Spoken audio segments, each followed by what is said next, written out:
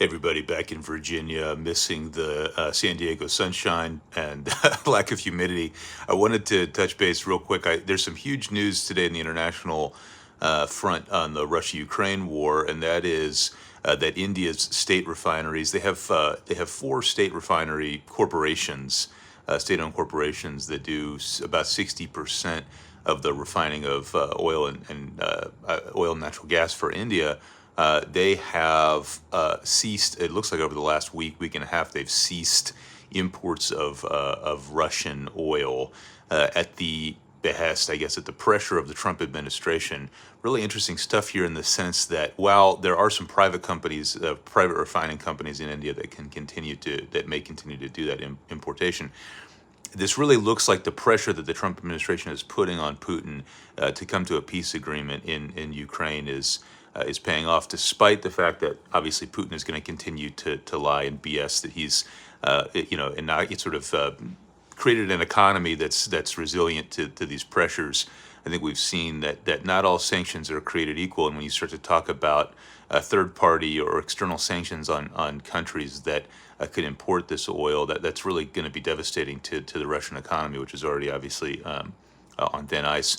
I think more broadly, what's really interesting to me about this issue is we're starting to see, I think, Ukraine as with the Trump administration shifting in its own kind of transactional, monetarily focused way. There's really been a huge shift, right, at the highest levels of the administration on Ukraine, at least for the time being. Obviously, Trump is quite a mercurial guy, to put it generously, but we've seen such a huge shift, and I think this really shows us the forcing function that Ukraine is in American society. American political culture right now obviously is more divided than it's ever been, yet we see Republicans more and more in the Senate. And, if you talk to Republicans that just out in your daily life, right, these are people that obviously they supporting Ukraine less than a lot of Democrats do, but there's still quite a bit of support there, and there's really an interest in not ceding this territory, not ceding the state to or territories within the state of Ukraine to Russia and giving up there.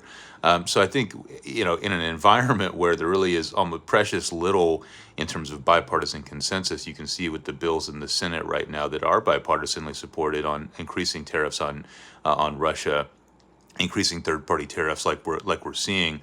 It's really one of the shining examples of bipartisanship right now in the U.S. Political discourse.